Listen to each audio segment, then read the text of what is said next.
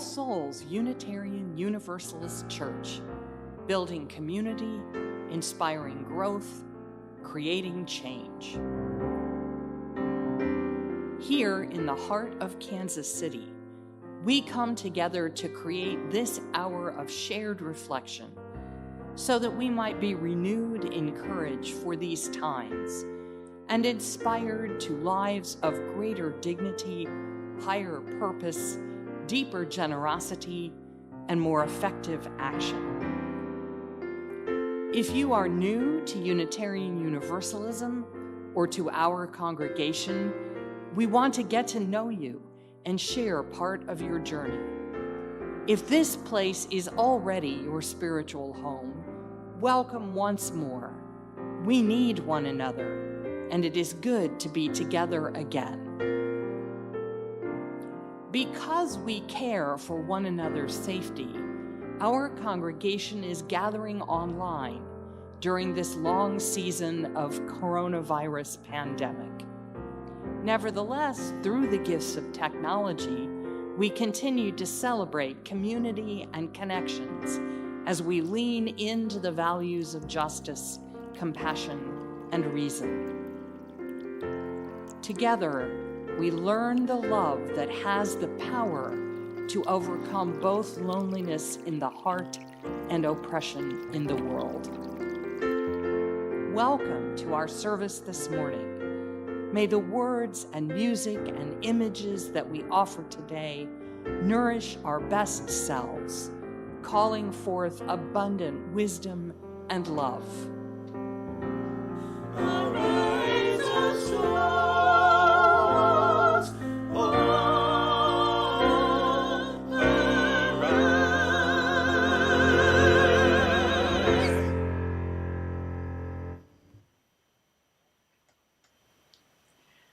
Good morning, and welcome to the online gathering of the All Souls community for January 10th, 2021.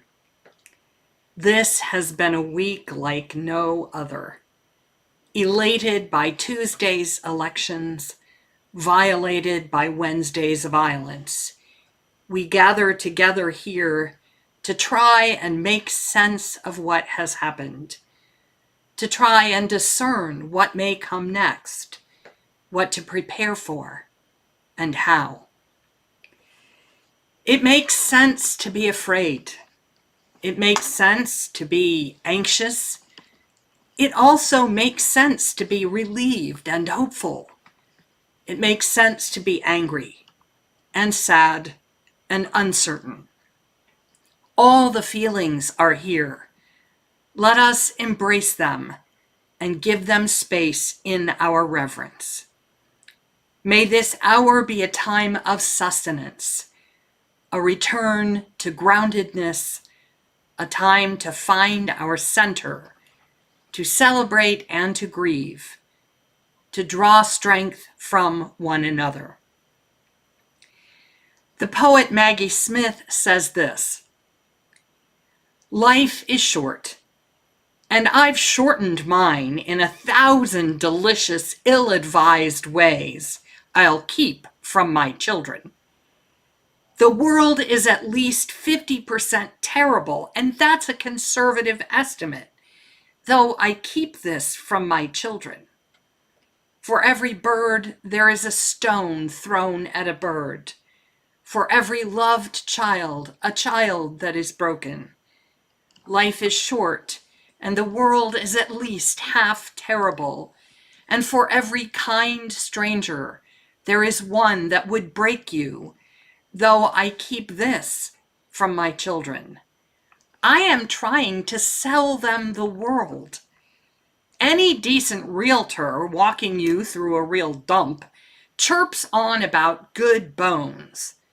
This place could be beautiful, right? You could make this place beautiful." We gather this morning with this deepest shared hope that the bones are good, that we can make this place beautiful.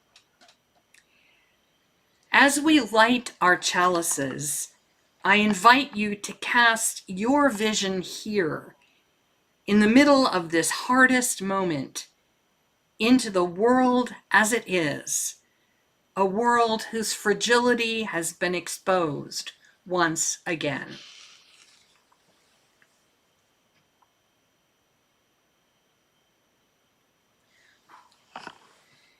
Cast your vision here at the turning of a new year, a turning full of promise and trouble. Into this day, offer again the vision you've tried to talk yourself down from, your wildest dream, your audacious claim, the beauty that whispers to you to follow and build and become. Here, stir up your steadfast hope, your resolute clarity of all that is still possible. Be generous with your dreaming and brave. All paths to the future are born of this courage of the imagination, this willingness to shed, to salvage, to start again. Let this growing light call us together to follow and build and become. I invite you to share where your chalice is lighted this morning.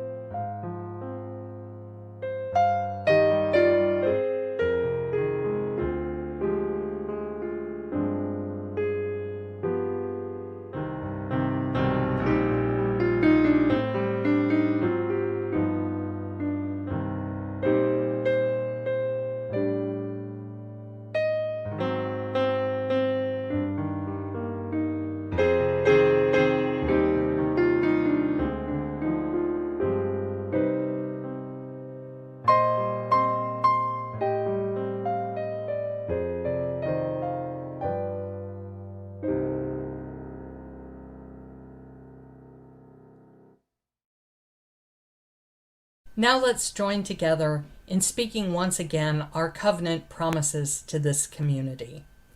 Together we affirm, goodwill is the spirit of this church, and service is its law.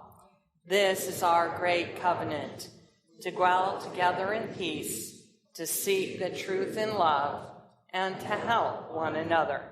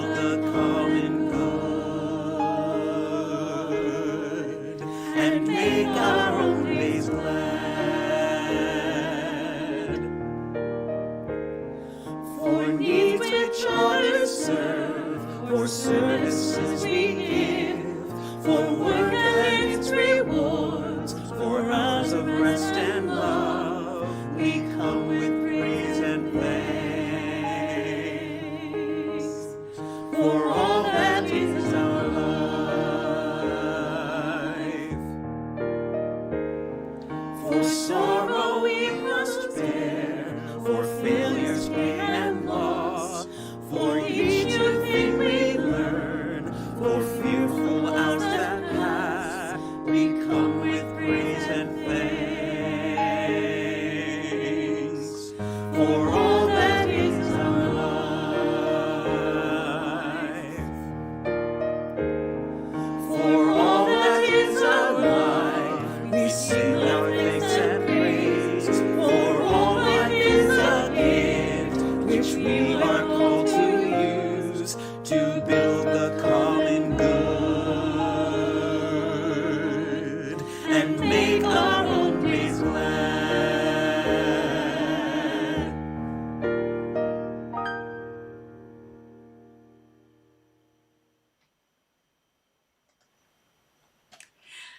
I'd like to talk to the children who might be with us this morning for a little minute now. And I wonder if you remember ever having seen a rainbow, a big arch of colors up in the sky when you looked up. Usually it's after it's been raining.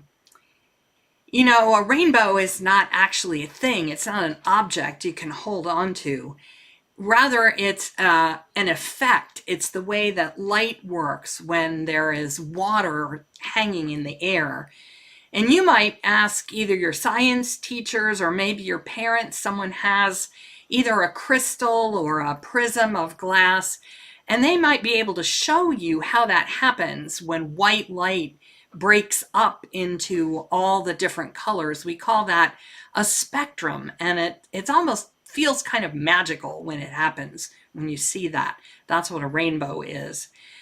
Ancient people often didn't really understand how rainbows happened, what made them. And so they told stories. They had lots of stories about rainbows. And one of those stories comes from the Jewish and Christian Bible. It says that God made the rainbow as a promise to people that floods would never cover and destroy the whole earth. And that's why you often see it after a rainstorm, because they say the story is that it's meant to make people feel safe, so that even when there's scary thunder and lightning, you remember the rainbow and you know that it's going to be okay. In our own time, some people use the rainbow as a symbol to represent something they believe in, to remind themselves and other people that they believe in. Because it has all the different colors in it, they say it represents all the different colors and kinds of people that there are in the world. And it means that each of us can be different from other people. We can be special and different, but we're still equal. We can have our differences. We can know that that makes each of us unique and special. But nobody is better and nobody is less important, because we are all needed to make the world, just like the rainbow needs all the colors, or it's not a real complete rainbow, right? So those are some of the things I'd like you to think about the next time you see a rainbow up in the sky.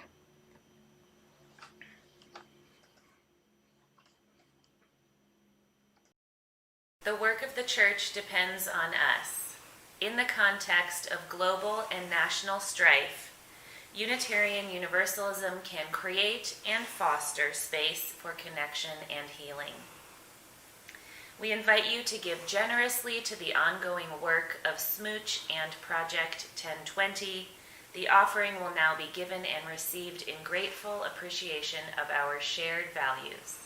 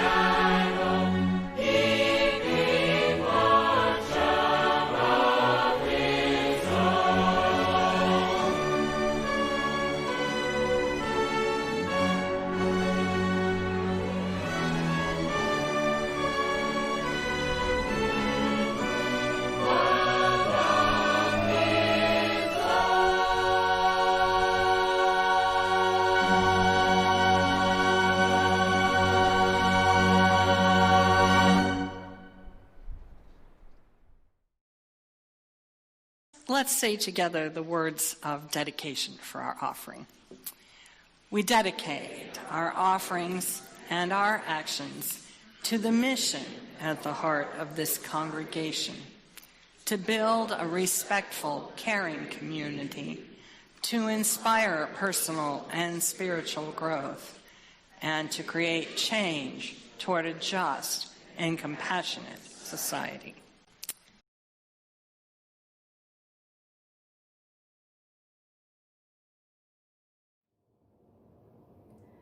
Reading from Of Justice and the Conscience, an 1852 sermon by Theodore Parker.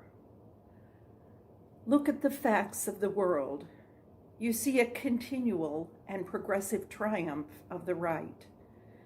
I do not pretend to understand the moral universe. The arc is a long one. My eye reaches but little ways. I cannot calculate the curve and complete the figure by the experience of sight. I can divine it by conscience. But from what I see, I am sure it bends towards justice. Things refuse to be mismanaged long. Jefferson trembled when he thought of slavery and remembered that God is just.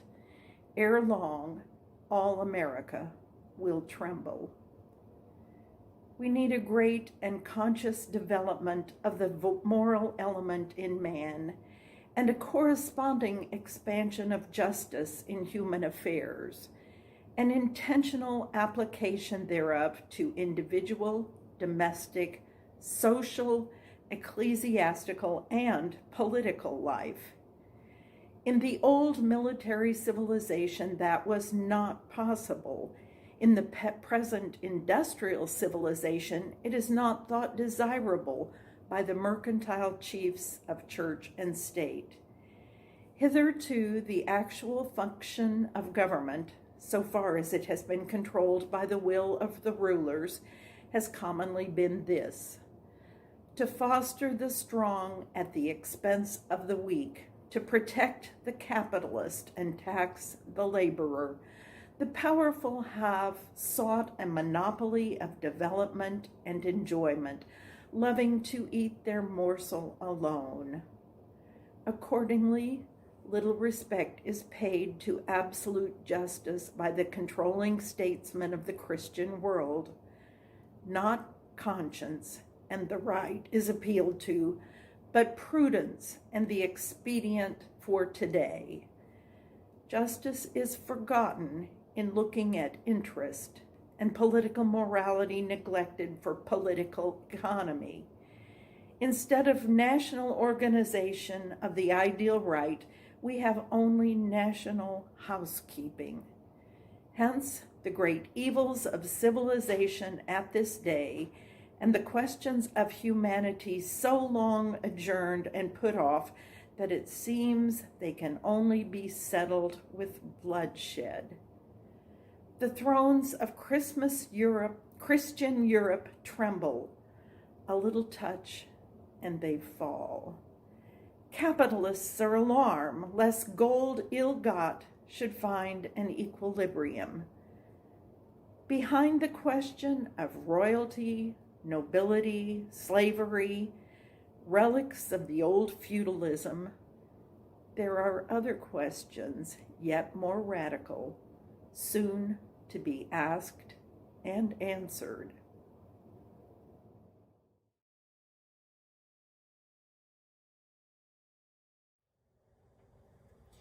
Reading from a sermon delivered at the National Cathedral, Washington, D.C., on March the 31st, 1968, by Martin Luther King, Jr.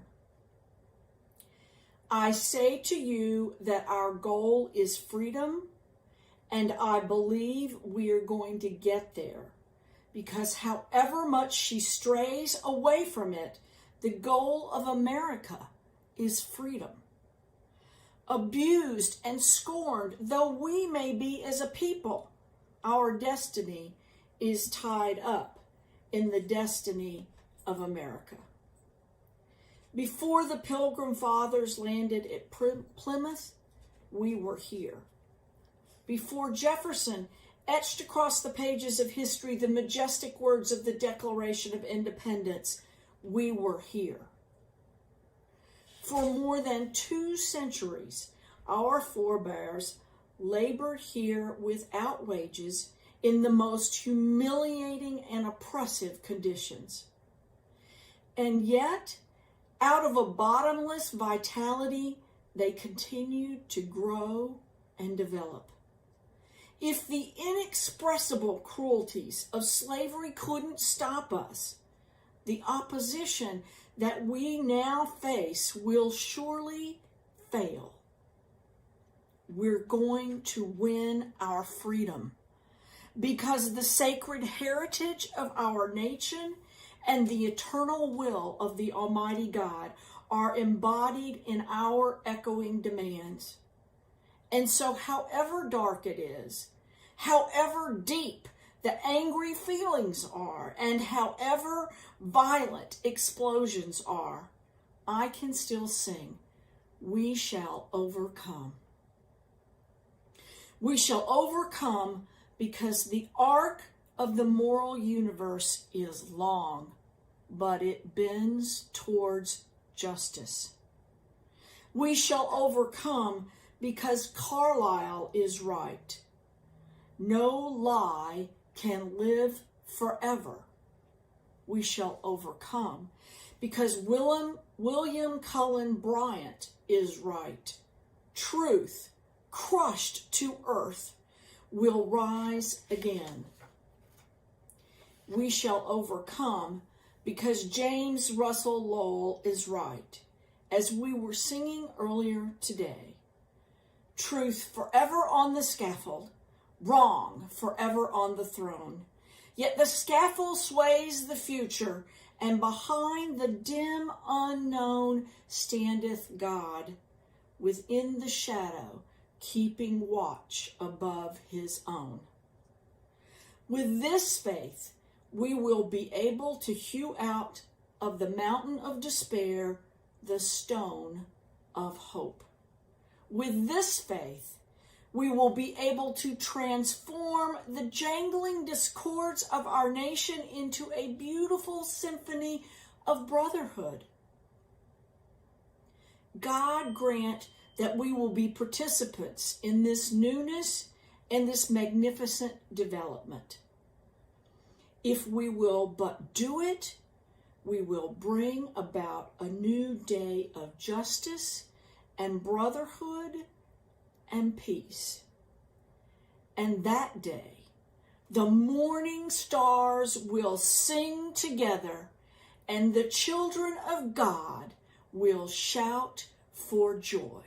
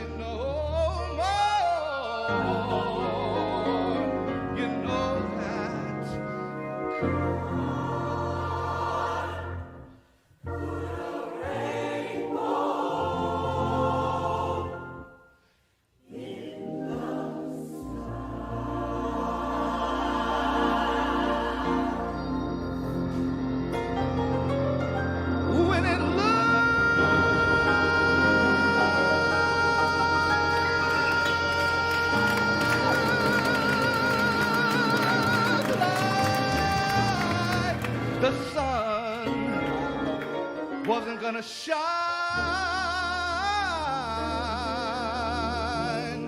not one moment more. You know that put a rainbow in the sky.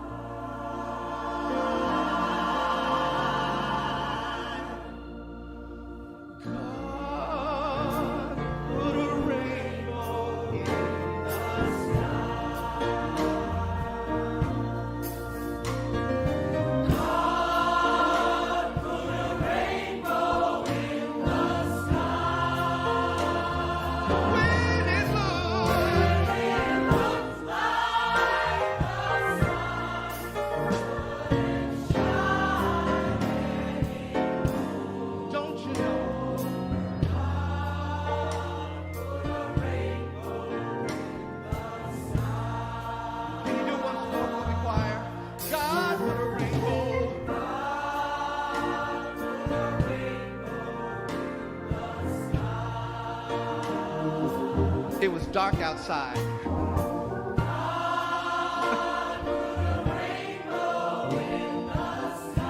Executive orders were flying all over Washington.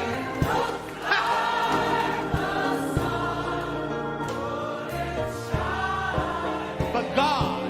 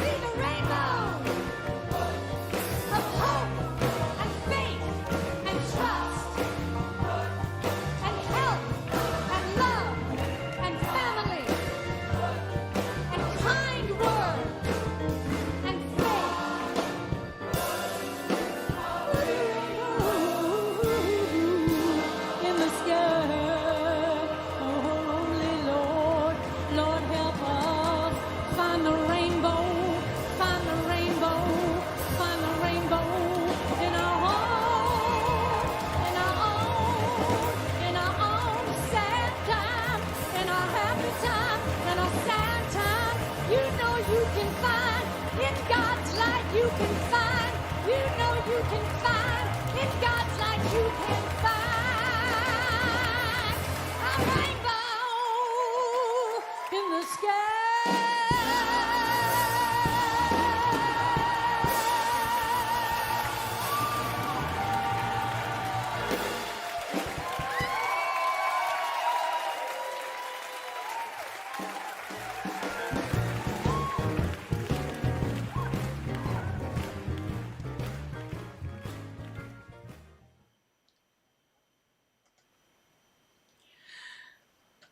I think I must have been about 14 when I lost my faith in moral order and political authority, both at the same moment, watching a movie. I'm pretty sure that Anne of a Thousand Days was shown to us in school in history class. And what I remember is the scene in which the court musician Mark Smeaton is accused of adultery with the queen. The way the question is posed by the king's officers, he must say either that he loves Anne, which confirms that he has been having sex with her, or that he does not love Anne, which means that he is disloyal to the crown. There is no appeal from this no-win dilemma to a more just authority because it is the king's doing in the first place. Perhaps I was later than some coming to this realization, but that was when the floor of my faith, that if you followed the rules and obeyed competent authority, you could always achieve a just outcome, fell out from under me. There was no compliance at any point in the sequence of events that could have saved Mark Smeaton. The world was, at least potentially at any moment, unjust. There were no guarantees that the forces of good would triumph, as I had always supposed there to be. I struggled to reconcile this insight with the relentlessly positive anthropology and historical narrative of my UU Sunday school upbringing. It was true, I was constantly reminded that each of us has work to do because perfect justice, ethical awareness, and peace had not yet been established. But the progressive Enlightenment assumption that we people of goodwill, intelligent, responsible, humanist people, were in the process of establishing it, and that it would be established in this world in the not very distant future, was not something that I knew how to question. This revelation would have taken place not long after the assassination of Martin Luther King and the ensuing riots. King's death itself fit seamlessly into the narrative of moral martyrdom in the service of the freedom of others that I knew well. I had attended the memorial service for Unitarian minister James Reeb, murdered in Selma, in the same spirit of honoring a sacred sacrifice and dedicating myself to the unfinished task. But the riots made no sense to my preteen ethical awareness. Neither did the atrocities of Vietnam or the sullenly spiteful protests against the war. A lot would happen in the ensuing 7 years until I found myself in seminary graduate school, married to an Army veteran, studying the Transcendentalist Unitarian minister and social activist Theodore Parker. I admired Parker, not least because unlike other Transcendentalist heroes like Emerson, Thoreau, and Alcott, he was a competent pastor and a successful church leader. It was Parker who announced to his professional colleagues, as well as the world in general, that after the passage of the Fugitive Slave Act, He wrote his sermons with a primed and loaded pistol on his desk, prepared to defend any escaped slave or black member of his congregation who might appeal to him for help. He was also a wordsmith who coined not only the image of the arc of the moral universe, but also the phrase government of the people, by the people, for the people. I've been told that a volume of Parker's published sermons was among Lincoln's favored reading materials. So when Marilyn Carpenter asks about the statement that the arc of the moral universe is long, but it bends towards justice, the first significant thing, I think, is to trace it back from Barack Obama's Oval Office rug to Martin Luther King's paraphrase in his speeches, to Lincoln's borrowing, to Parker's original statement. What he said, as we heard a few moments ago, is more precise but less catchy. It was this: I do not pretend to understand the moral universe. The arc is a long one. My eye reaches but little ways. I cannot calculate the curve and complete the figure by the experience of sight. I can divine it by conscience. But from what I see, I am sure that it bends towards justice. And let us be clear here that Parker is making a typically transcendentalist claim. It is not scientific proof that he is offering, but rather a conclusion that he divines, that is to say, discovers by guess through the perception of conscience. A second element of clarity is that he is basing this observation on a long historical extrapolation. My eye reaches but little ways, he points out. The arc is long, and none of us sees the whole thing because it extends far past any one human lifetime. From a more limited perspective, it might not look like an arc at all. Finally, we should be aware that this line, like much of the indignant prophecy of the Hebrew scriptures, was meant to be accusatory and unsettling to the hearers. It is later generations who have domesticated it to the point that we can find it reassuring. Parker is suggesting to the audience of his time that if it is true that the arc of the moral universe bends towards justice, they will ultimately stand condemned by it for being complicit in the grave collective wrong of slavery. His message is not everything will be okay in the end because the arc of the moral universe bends towards justice. Rather, he is telling us, beware.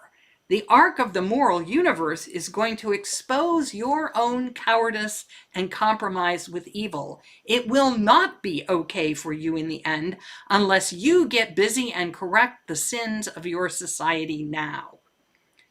He uses the rhetorical device of, hey, what do I know, to hedge his inflammatory bets. I do not pretend to understand the moral universe. My eye reaches but little ways. I cannot calculate the curve. But if he's right, he submits, we are not in the clear because of this. We are in deep trouble. Thomas Jefferson had understood this decades earlier when he wrote, I tremble for my country when I reflect that God is just and that his justice cannot sleep forever. More recently, Reverend Jeremiah Wright and other activist Black pastors have understood it when they challenge the rote expression, God bless America.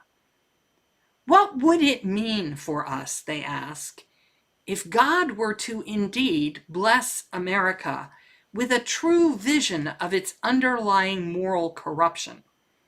If God were to expose our systems of privilege and oppression, of wasteful wealth and wretched want?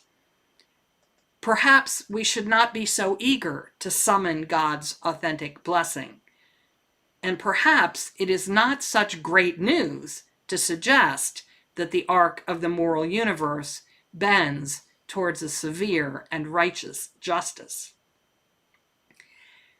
It is helpful to keep these considerations in mind about what Parker intended to say when he sent this particularly durable meme out into the universe, as we ponder together with Marilyn the question of whether or not it is in any meaningful way true.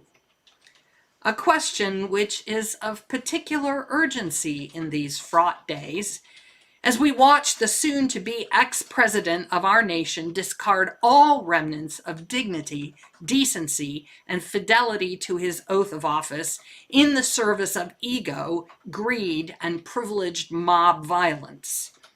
It is now clearly demonstrated that this would-be dictator and all his followers and enablers are exactly as they were once described, deplorable. For the purpose of response to these events, I submit that there is actually no need to await the long arm of the moral universe.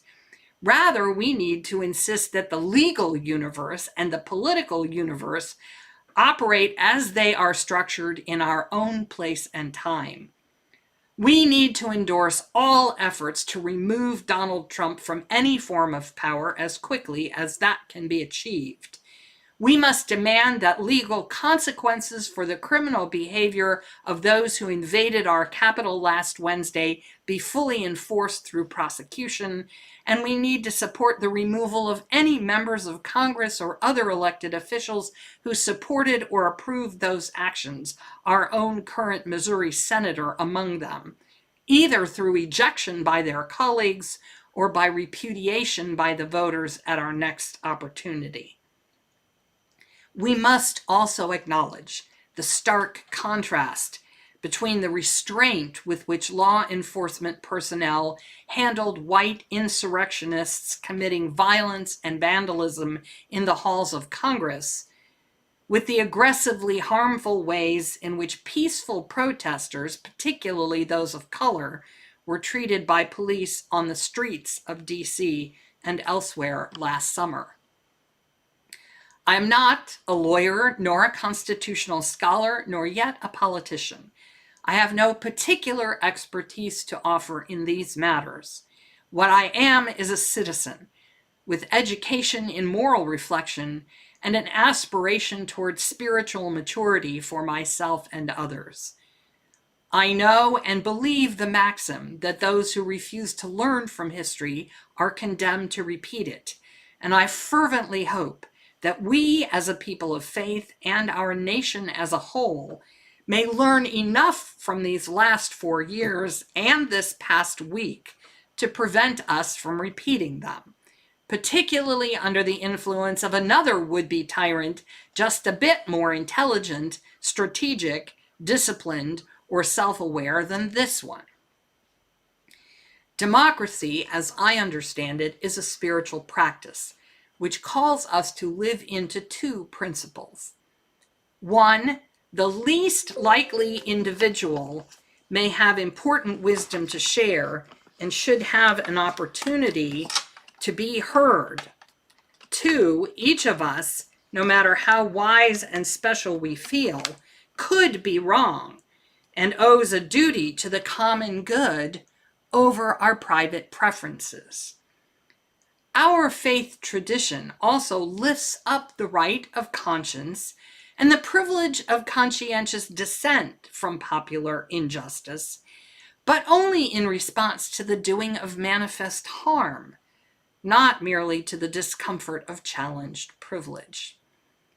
If we are ultimately to hew a stone of hope out of the mountain of despair represented by this presidency, we must become leaders and teachers, friends and neighbors, and parents and fellow citizens who can help to build a new consensus around our national history and present responsibilities. We certainly cannot dust off our hands on January 21st and say, thank goodness, that's over. The Biden-Harris administration will be facing huge challenges and will need all the support we can give it toward a renewed civic responsibility. Which brings us back to Parker's claim about the arc of the moral universe seeming to bend toward justice. This observation is sometimes abridged to claim that the arc of the universe bends towards justice, which seems to me is an oversimplification to the point of being false. Here is what I take to be true on the basis of observation since that day of disillusionment back in the 9th grade. The arc of the material universe is long enough to unfold over the life and death of stars, but it bends toward entropy and death. All things are ultimately slowing down, cooling off, tending toward disorder and non-differentiation. The explosion of our sun, which supplies the input of energy that makes conscious life on our planet possible, will at some point in the barely imaginable future burn itself out. And that will be the end of life as we know it, unless we have by then colonized some other galaxy. Even in that event, universal heat death will arrive at some more distant but equally inexorable point. Our lofty intentions will not outrun the finitude of all composite things, as the Buddhists teach. I find no opportunity in this scenario for the triumph of anything meaningfully to be called justice. The arc of the living, evolving universe, the interconnected web, as we like to call it, is, I suspect, a somewhat different matter. It bends toward consciousness, toward what Whitehead once called increasing complexity and intensity of feeling. As evolution plays itself out in a kaleidoscope of diverse, shifting forms, the object appears to be an ever-increasing capacity for awareness and appreciation of all that is, including self-reflection. But the fact that genetic diversity arises out of a game of hereditary roulette, including the possibilities of fatal deformities as well as useful mutations, of overpopulation and crash as a result of species success, and the exploitation of other life forms as food sources and parasitic hosts, appears to be no obstacle to the process itself. The universe of life is even less arced toward justice than the universe of things, in that it appears to actively reward some forms of destructive exploitation just as much as it does mutually beneficial cooperation. For these reasons, it seems to me that to say the universe itself bends toward justice is simply either incorrect or incoherent. Justice is not a category applicable either to the mechanical operations of matter or to the evolutionary energies of life. If anything really does bend toward justice, it is the moral universe of Parker's original observation. And this, it should be recognized to begin with, is a universe that is created by and exists within human consciousness, which does not mean that it is unreal any more than language is unreal because it is an artifact of our human capacity for constructing meaning. In fact, I suspect that the moral universes that we inhabit are collective creations, social structures, and that we operate in multiple ones at the same time. There is, for example, the moral universe of the army, different, presumably, from the moral universe of the academy, or the frat house, or the law court, or the family. What constitutes justice in one community is held as wrong in another. And this is where I think that Parker is, like many of his contemporaries, open to criticism. That as a member of the dominant culture, white, male, educated, professional, he assumed that the moral universe he occupied represented an external, God-given reality that existed equally for all people and to which everyone was equally accountable. Just as Jefferson asserted in the Declaration of Independence that we hold these truths to be self-evident, that all men are created equal and are endowed by their Creator with certain inalienable rights. This assurance was what gave Parker the standing in his own eyes to condemn his fellow Bostonians and New Englanders for their hesitance about slavery. In his moral universe, human chattel bondage was wrong, and when it was legally eliminated in the nation, those who agreed with him had cause to believe that the ark had indeed bent toward justice. My own guess is that justice is an invention of the collective human consciousness that essentially deals with the way humans function in relationship to each other. I suspect that our relationships with matter can be reasoned or ignorant, ugly or beautiful, grateful or resentful, but probably not unjust.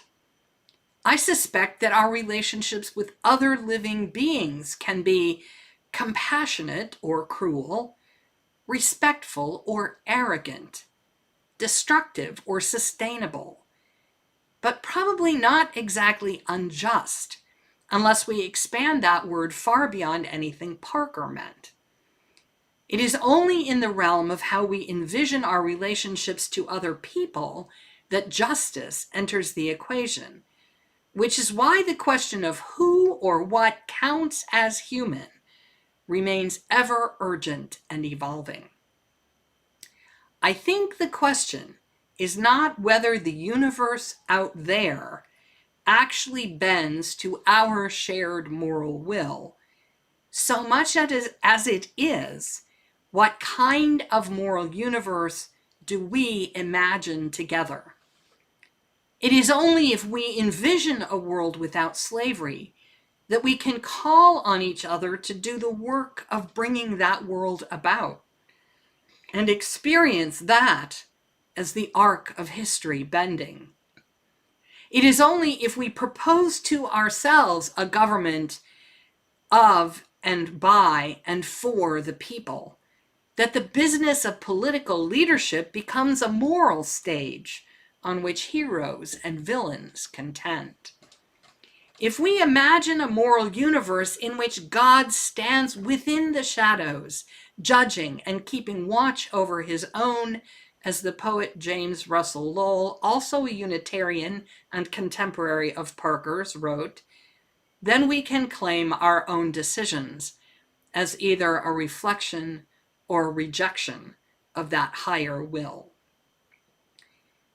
Just as rainbows exist not out in the tangible world, but in the interaction of water, light, and the nature of human eyesight. Just as the end of the rainbow is a place found in the legends of our collective imagination, so I'm pretty sure that the arc of the moral universe is a vision that we see together from time to time when conditions are right. And what constitutes the justice to which it bends is a moving target in human culture and history. Call it the pot of enchanted gold. Call it our heart's desire. Call it beloved community, right relationship, equity, compassion, the end of privilege, democracy, freedom, our shared vision of the common good. Without that imagined goal, there is no moral universe, no arc to bend, no work to make noble the lives we spend and hallow them with meaning. The arc bends in our hands whenever we care enough about something beyond ourselves to propose a better way of being human together here in this world.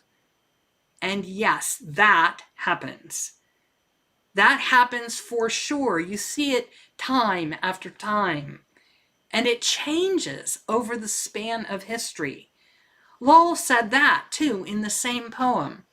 New occasions teach new duties. Time makes ancient good uncouth. They must upward still and onward, who would keep abreast of truth. There will always be those who want to reach backwards to the endowments of old privileges and stolen power, who will contend that there is no rainbow arc, who will scorn the aspirations of justice and celebrate the uses of violence. The struggle with those forces is real, as it was when Parker coined the phrase, as it was when Lincoln borrowed it for a land at war, as it was when Barack Obama, America's first Black president, had it woven into the border of his Oval Office rug. It is real, as it was on Wednesday, as it is today, as it will be on January 20th and every day after that. There is real struggle. There is real loss and grief and pain, and there are no guarantees. You can't sit back and say, never mind, the arc of the moral universe bends toward justice, you know. That's like spending the gold at the end of the rainbow before you ever find it. But look up from the flood and the mud and the efforts that so often feel futile. Look up, because just when it seems like the sun isn't going to shine anymore, there will be a rainbow in the sky like a promise, and you won't be the only one to see it. The only justice there is in this universe is the justice that we make. The only justice that has ever been achieved is the justice that someone imagined, and then other people imagined it with them, and then they got to work together and believed it into being. Can you imagine a world where no one dies freezing under a bridge? Where nobody stands in line for hours to vote and every vote counts? Where every child has food and every family has a home, and the police really do protect and serve everyone, no matter what color they are? Can you imagine a world where brown people and Black people and queer people and indigenous people and people who move or think differently are all free to be safe and generous and loved? If you can, then the arc of the moral universe is bending in your hands and in your life right now, and there is no time to lose. We have just seen the naked face of tyranny grin at us, and we who believe in freedom cannot rest.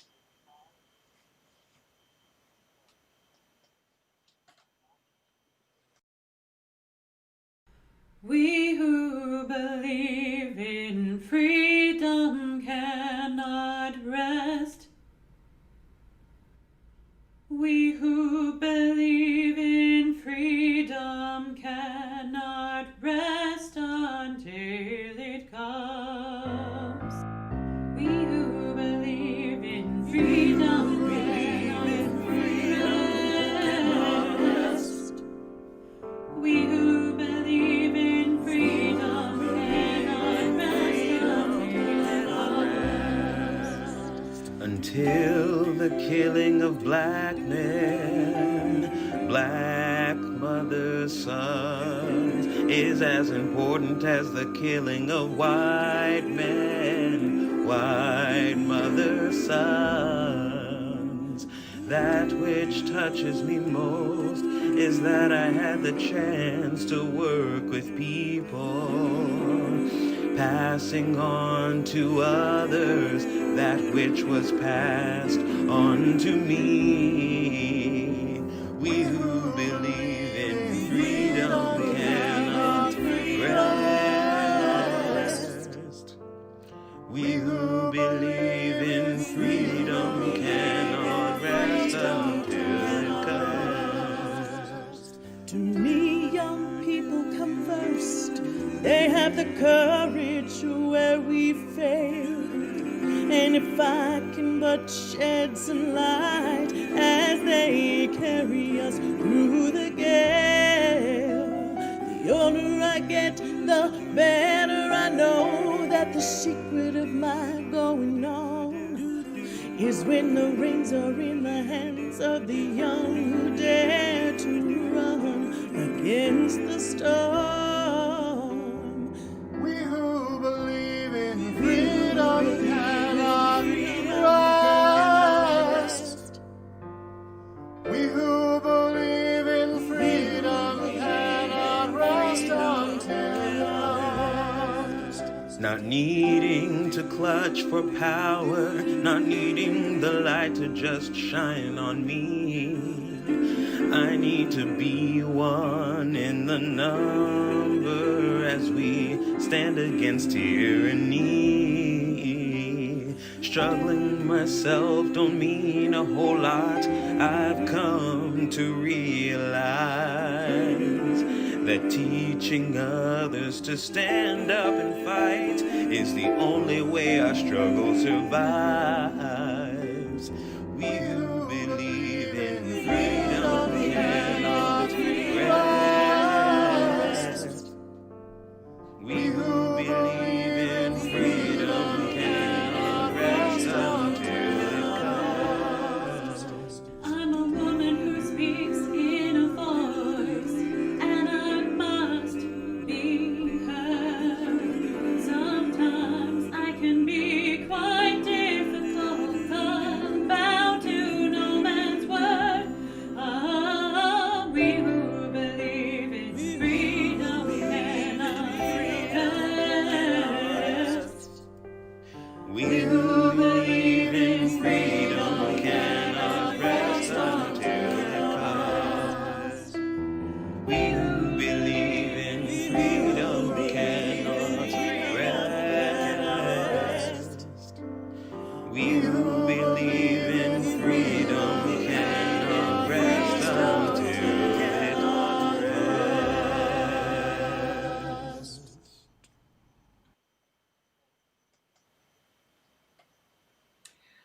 How shall we bless one another in these times of tribulation? Adrienne Mary Brown reminds us that what we are seeing now does not necessarily mean that things are getting worse. These fissures in the moral universe of our nation have existed for long, even from before the beginning. They are now getting uncovered, where we can all see them without disguise and must reckon with them. May that reckoning, heartbreaking as it is, bend the arc of our world toward the highest justice we now know. May you and I and all our fellow citizens take courage and together imagine a beloved commonwealth of equity, mutuality, compassion, and peace.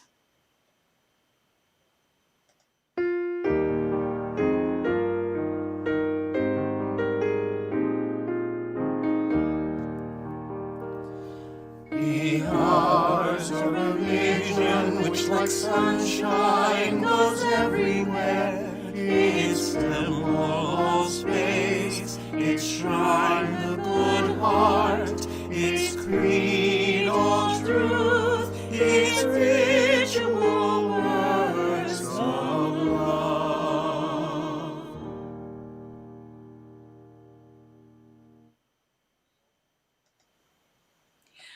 We extinguish this flame, but not the light of truth, the warmth of community, or the fires of commitment. For all these we carry in our minds and hearts until the time shall come when we will be together again. Thank you for being with us this morning. We invite you now to join us for our traditional end of the holidays celebration, our Gratitude Yulebach. We have some awards to present to members and friends who have done extraordinary work for justice and compassion this year. We have a straw goat to burn, and if we knew you were coming, you have some s'mores to eat with us. Go to the Community Connection Zoom link in the comments bar or at our All Souls website homepage. We'll be starting in just a few moments. Also, don't forget to pick up your Carver Amigos Sunday Plus lunch later this afternoon if you ordered it earlier. We hope to see you again next Sunday when we will celebrate the anniversary of Reverend Dr. Martin Luther King Jr.'s birthday with a special pulpit guest, my colleague, Reverend Rodney Williams, who will bring us an update on the new Poor People's Campaign. Until then, please, everybody, take care, stay safe, and be well this week.